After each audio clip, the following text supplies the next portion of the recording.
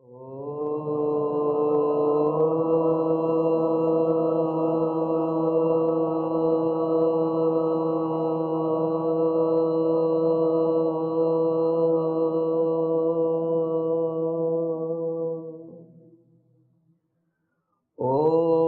वेदाहमेतं पुरुषं महान्तम् आदित्यवर्णं तमसः परस्तात् तमे विदित्वाति मृत्युमेति नान्या पन्था विद्यते अनाय। ॐ संगच्छध्वं संवदध्वं शम्भो मनांसि जानताम् देवा भागम यथा पूर्वे संजानाना उपासते। प्रेम से मिलकर चलो, बोलो सभी ज्ञानी बनो, पूर्वजों की भांति तुम कर्तव्य के मानी बनो, पूर्वजों की भांति तुम कर्तव्य के मानी बनो। ओम शांति शांति शांति। प्रातः स्मरणीय वंदनीय जगत वंद्य युग पुरोधा युग दृष्टा योग ऋषि परम पूज्य श्री स्वामी जी महाराज तथा आयुर्वेद शिरोमणि आचार्य जी महाराज की प्रेरणा को, उनके तप को, पुरुषार्थ को हम सब मिलकर के प्रणाम करते हैं। और इस गोवा की धारा को, जो अध्यात्म का, ऋषि परंपरा का, त्याग का, तप का स्थान है, भगवान परशुराम की भूमि है, उसको हम प्रणाम करते हैं। निरंतरता, एकाग्रता, तत्परता, परस्परता, कृतज्ञता, सात्विकता से अपने जीवन को और इस जगत को कल्याण से आपूरित कर देना, अपना भी जिसमें हित हो और संसार का, समाज का, घर परिवार का जिसमें हित हो, उस कार्य को सदा सर्वदा सर्वत्र करते जाना, परिणाम की चिंता कभी नहीं करना। जैसा गुरु का आदेश हो, उपदेश हो, संदेश हो, उनका संकेत हो, वैसे अपने जीवन को जीना है। इस महनीय कर्तव्य को, महनीय उत्तरदायित्व को निभाने वाले आप सब दिव्यात्माओं को मैं पुनः हृदय की गहराइयों से प्रणाम करता हूं। मंचस्थ जो बहुत ही यशस्वी, तेजस्वी हैं और वर्षों वर्षों से इस तप को वो जी रहे हैं, तप रहे हैं, ऐसे हमारे बहुत विनम्र यशस्वी राज्य प्रभारी भारत स्वाभिमान आदरणीय कमलेश जी के लिए एक बार जोरदार अभिनंदन करें। हमारी श्रद्धामयी जो पूरे परिवार सहित गुरुनिष्ठ होकर के बहुत विनम्रता के साथ जो सदा गुरु कार्य में पूजा दीदी के मार्गदर्शन में सदा सेवा करती है, महिला पतंजलि योग समिति का नेतृत्व करती है, ऐसी श्रद्धामयी संध्या जी के लिए भी बार जोरदार अभिनंदन करें। और आदरणीय हमारे पतंजलि योग समिति को निरंतरता से आगे बढ़ाने वाले, जो सदा विश्वास के पात्र हैं और विश्वास में रहते हैं, विश्वास में जीते हैं, और जिनका सबके ऊपर और सबका जिनके ऊपर विश्वास है, ऐसे हमारे आदरणीय विश्वास जी के लिए भी जोरदार अभिनंदन करें। हमारे सह राज्य प्रभारी आदरणीय जो बहुत विनम्र है और सदा स्मित, जो सदा मुस्कुराते रहते हैं, ऐसे हमारे आदरणीय गिरीश जी के लिए भी बार जोरदार अभिनंदन करें। और मेरे सन्मुख, क्योंकि जो निरंतरता से गतिमान ये प्रवाह चल रहा है, और यहाँ पर क्योंकि लंबी सूची है और समय का भी ध्यान रखना है, इसलिए जिनका नाम मैं लूंगा और जिनका नहीं भी लूंगा तो समझ लेना सबका नाम ले लिया, सबके नाम मेरे हृदय में है, ठीक है ना। क्योंकि गुरु का कार्य, ऋषि कार्य हमको बहुत ही यशस्विता के साथ आगे करना है, बढ़ाना है। जो हमको सुख, शांति, आनंद की अनुभूति से अभिषिक्त कर दे, अभिसिंचित कर दे, रोम रोम कृतज्ञता से परिपूर्ण हो जाए, भर जाए, ऐसे कार्य को लाख बाधाएं भी आए तो भी कभी पीछे नहीं हटना चाहिए, उस कार्य को जरूर करना चाहिए। विघ्न बाधाएं आएंगी, झाड़ झंकार आएंगे, अंधकार भी आएगा, लेकिन वो अंधकार सदा के लिए नहीं रहता। सूर्य के प्रकाश को भी बहुत बार बादलों ने घेरने का भी प्रयास किया है, करते हैं, लेकिन कितनी देर तक, कितने दिनों तक? वो अधिक दिनों तक रह नहीं सकते। इसलिए हमको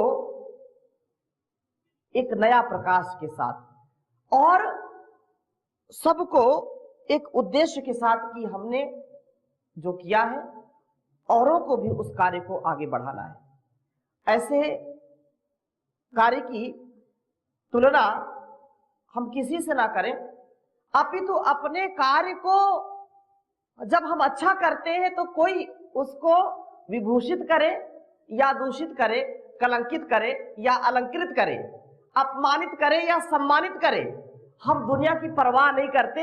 हमको स्वयं आत्म गौरव होता है, आत्म प्रेरणा से हम युक्त होते हैं, तो हम कभी हार नहीं मानते हैं।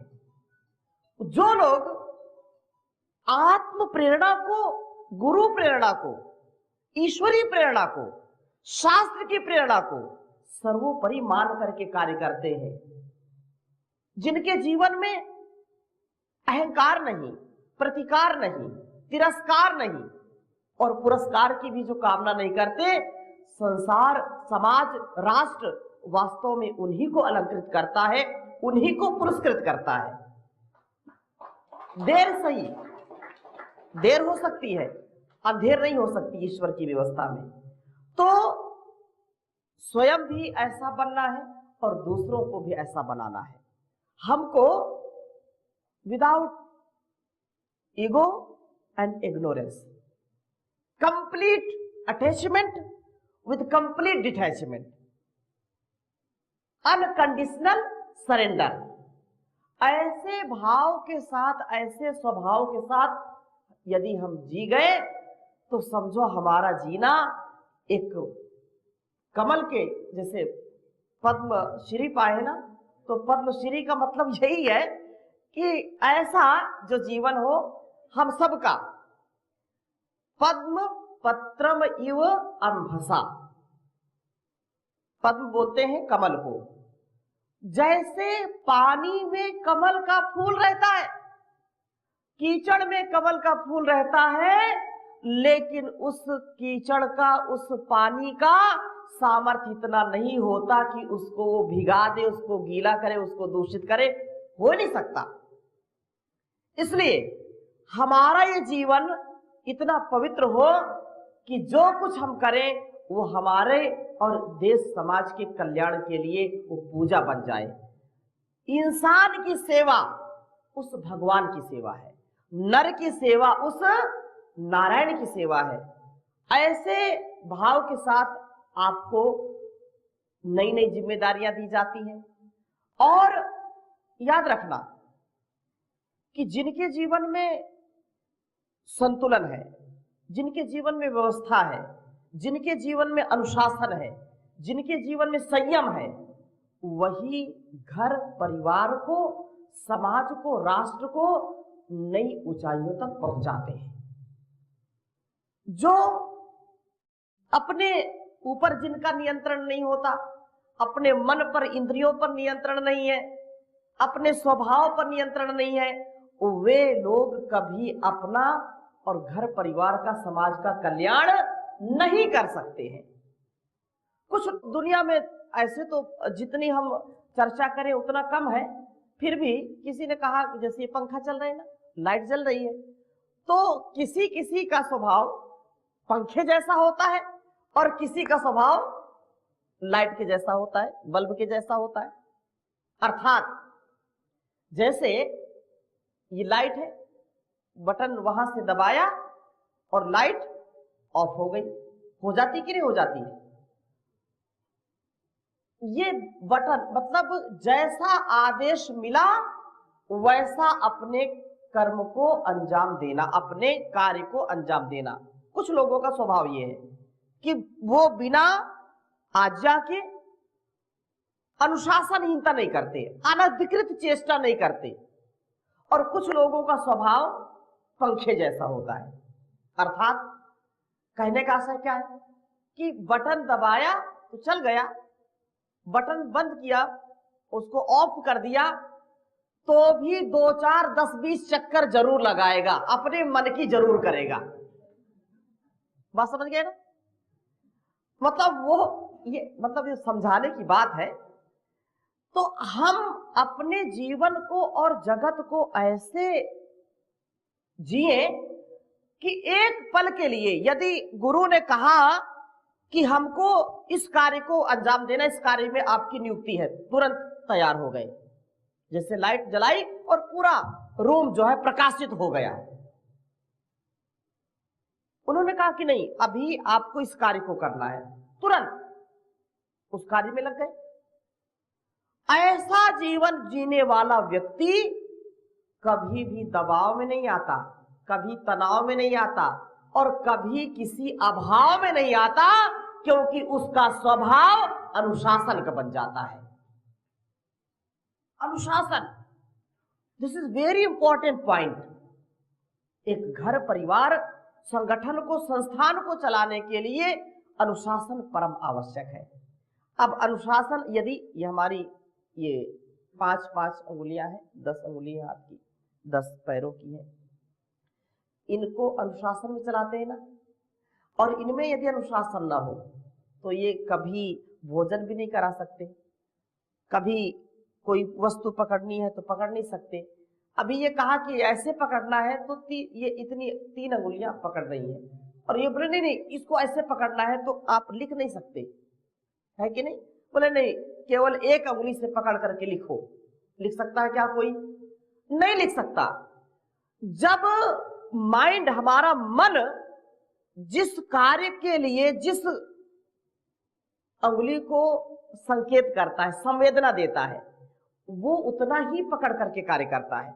जब 3 की बात आई तो 3 ने किया, अगर 5 की बात आएगी 5 करेंगे, और 1 अंगुली का काम आएगा तो 1 अंगुली उठा करके करेंगे। संगठन ऐसे ही चलता है, घर परिवार ऐसे ही चलता है। यदि 3 अंगुलियों ने चाहा कि नहीं हम 3 मिलकर के कार्य करेंगे और 2 को छोड़ देंगे, कार्य होगा क्या? आप कभी हमने किया नहीं, लेकिन ये मन में विचार आया है तो बोल रहा हूं मैं। 2 अंगुलियों को ऐसे आप पकड़ करके और इनको बोलो 3 से ही भोजन करेंगे, 2 को हम नहीं पूछेंगे, 2 से बात ही नहीं करना। आप खा करके आज शाम को ट्राई करना। हाँ, कैसे खाएंगे, मतलब ये कल्पना है, कैसे करेंगे, कैसे करेंगे, रोटी कैसे तोड़ेंगे, कैसे उसको खाएंगे? कठिन काम है कि नहीं? कठिन काम है। नहीं, बोले नहीं, मैं सबसे बड़ी हूं और मैं सब अकेले काम करूंगी। इससे आप अकेले खा करके देखिए, करेंगे क्या? खा पाएंगे? नहीं कर पाएंगे। और जब 5 मिलकर के इस कार्य को करेंगे तो वो कार्य सहज हो जाता है, सरल हो जाता है। होता है कि नहीं होता?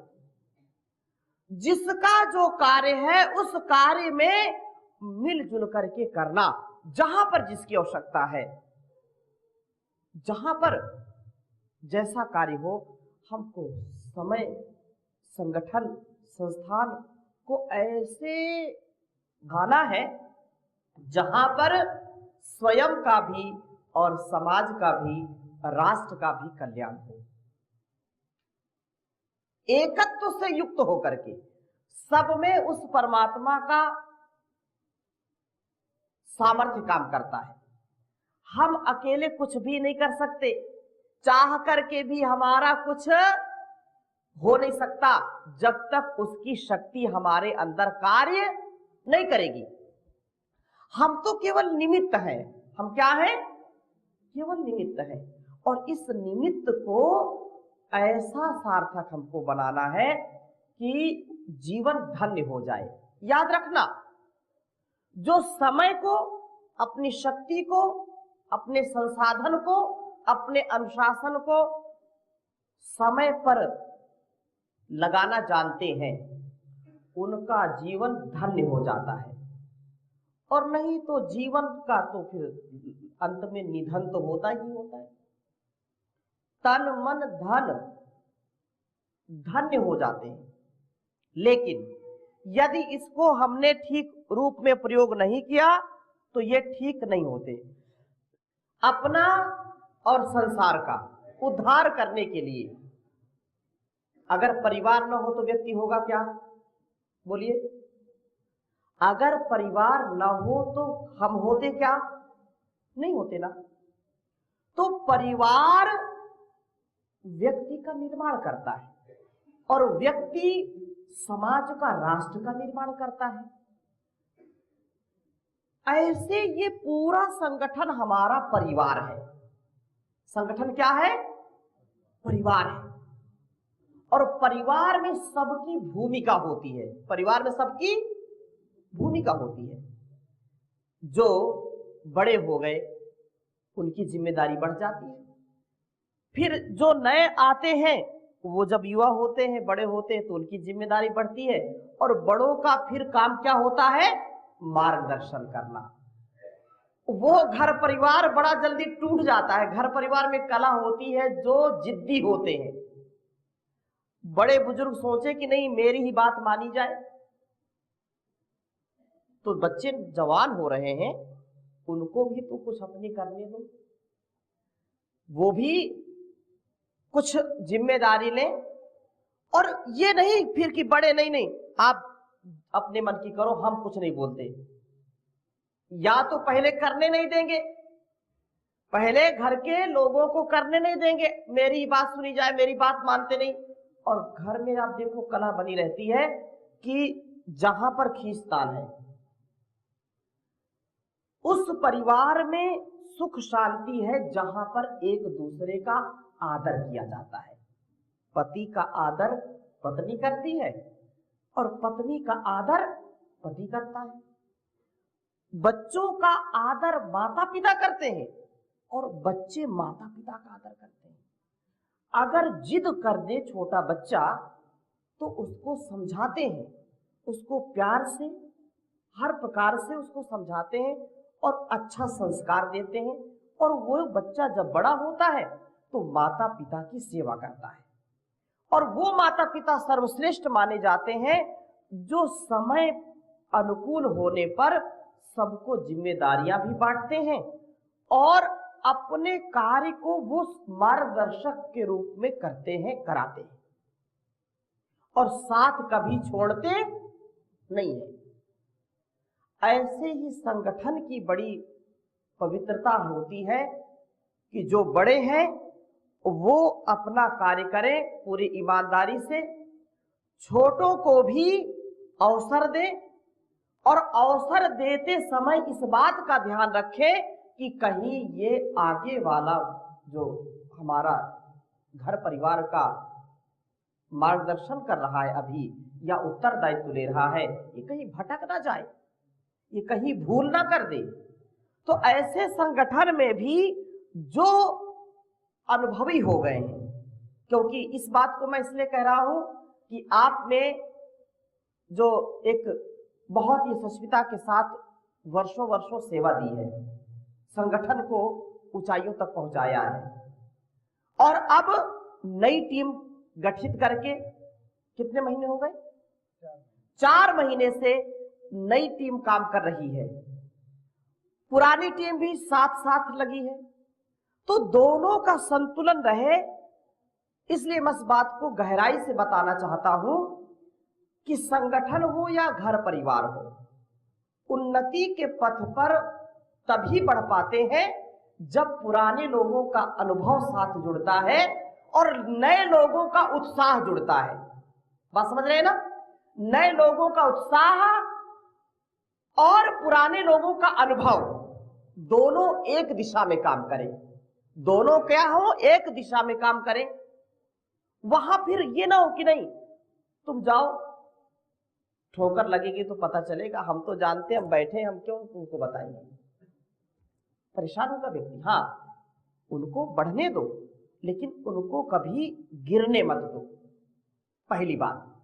दूसरी बात यह है कि जो कुछ भी अनुभव है, जो कुछ सामर्थ्य है, जैसे माता पिता घर के होते हैं और बड़ों को जिम्मेदारी दे दी, अपने बहू को, बेटों को जिम्मेदारी दे दी, तो यहां पर तो आप बड़े बुजुर्ग भी हैं, तो क्या माता पिता कुछ भी नहीं करते, छोड़ देते हैं सब?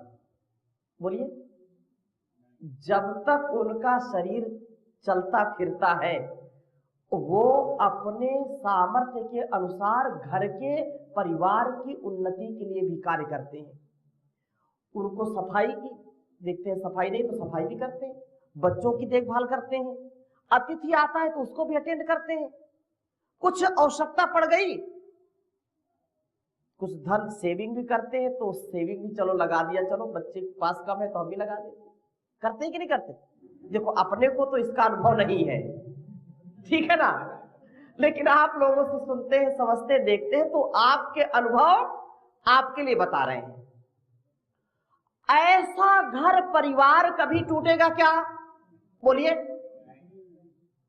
और जिस घर परिवार में खींचतान हो, जिस घर परिवार में एक दूसरे को दुखी करने का काम हो, जिस परिवार में एक दूसरे को नीचा दिखाने का काम हो, पति से पत्नी और पत्नी से पति, माता पिता से बच्चे, बच्चे से माता पिता दुखी हो, कष्ट में रहे, खींचतान बनी रहे, तो वो घर कभी भी स्वर्ग नहीं बन सकता है। इसलिए आवश्यकता है कि हम अपने घर परिवार को, अपने संगठन को इतना मजबूती से पकड़े, इतना मजबूती से कि जो जैसा सामर्थ्य जिसका वैसा वो करे, और वो एक दिशा में, एक दिशा कि हमको अपने संगठन को, अपनी सेवाओं को इतना अच्छा बनाना है कि अधिक से अधिक लोगों तक, गांव गांव, तहसील तहसील, ग्राम पंचायत, नगर नगर, डगर डगर हम अपनी सेवा पहुंचा सके। हमारा घर है तो हमारा घर इतना आदर्श हो, इतना संस्कारित हो कि गांव में उसकी चर्चा हो, उसकी चर्चा नगर में हो, उसकी चर्चा शहर में हो। तो ये जीवन और जगत दोनों कल्याणशील। जैसा मैंने आपको उदाहरण दिया कि जैसे एक घर में 5 सदस्य है, 10 सदस्य है, माता पिता है, जिम्मेदारी दे करके उनका पूरा सहयोग करना। और जिम्मेदारी दे दी तो इसका मतलब ये नहीं होता कि कभी किसी को घर निकाला दे दिया जाए। ऐसा कभी होता है क्या? कभी होता नहीं है। अपितु घर को और शक्तिशाली बनाने का कार्य होता है कि नहीं, ये इस कार्य को ये करेंगे, इस कार्य को ये करेंगे, बाकी हम करेंगे। हम रक्षक हैं, हम व्यवस्थापक हैं, हम एक कवच बन करके, एक आवरण बन करके इस पूरे कार्य को करना है। तो मुझको ये पूरा विश्वास है और निवेदन मैं करूंगा कि जैसे मैंने कई उदाहरण दिए कि बंधी मुट्ठी लाख की और खुल गई तो खाक की, कोई उसका मूल्य नहीं होता।